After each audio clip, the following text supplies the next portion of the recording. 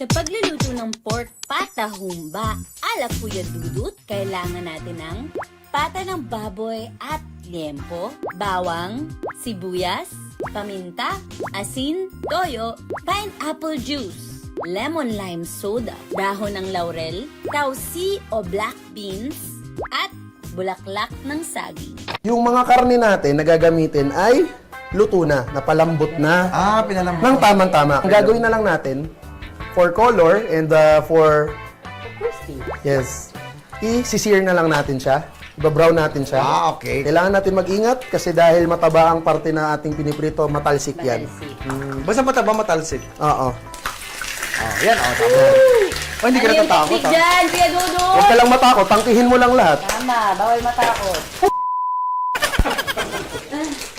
Ganda technique. May ilaga mo dapat yun eh. Makikita ko yan eh. Pagkatapos ng pagbabrown, isi-set aside natin yung mga na-brown na karne, magsa-start tayo mag-isa with bawang and sibuyas. Ayun. What we need? Ano to? Pineapple juice. Pineapple juice? Yes. Pineapple juice ang humba? Yes, kasi ang humba, matamis siya. Oo nga. Oo. Hindi asukal na pula, nagpapatamis. Pwede ring asukal, pero dahil, kasi medyo fatty part, di ba? Mataba yung ano, di ba? Gamitan natin ng pineapple juice para walang sasakit na batok. Okay. Pang-kontra. Kontra. Kontra na agad. So this time, parang feeling ko safe na tayo mag-flip. Mag-flip. Makikita niyo yung color? Yes, the beautiful color. Yan. Bango, ha?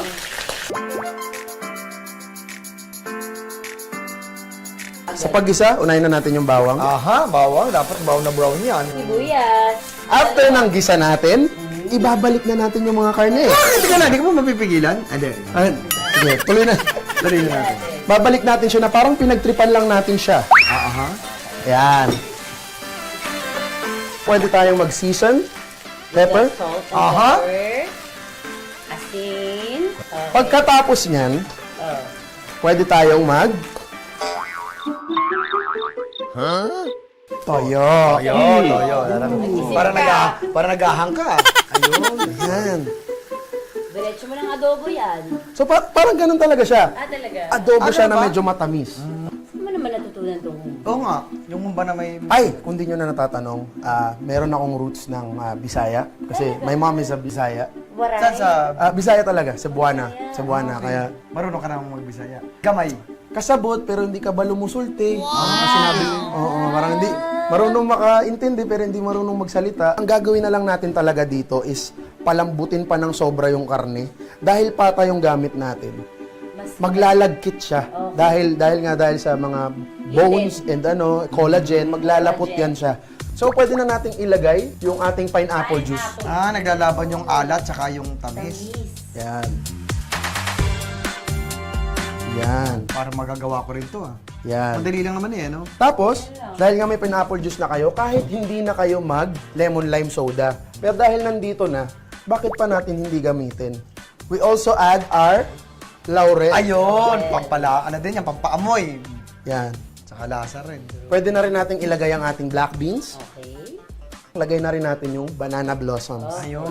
Anong ng banana blossom? Anong benefit niya sa amin? Pampabango din. Pampabango, may bango to. May at dagdag lasa din. may dagdag lasa siya. So yan, ngayon papalambutin na lang natin to. Okay. Malambot na. Malambot na to. Sabi sa'yo eh. Look at that beauty! Pwede na ba tatikman? Pwede. Ang bango na eh.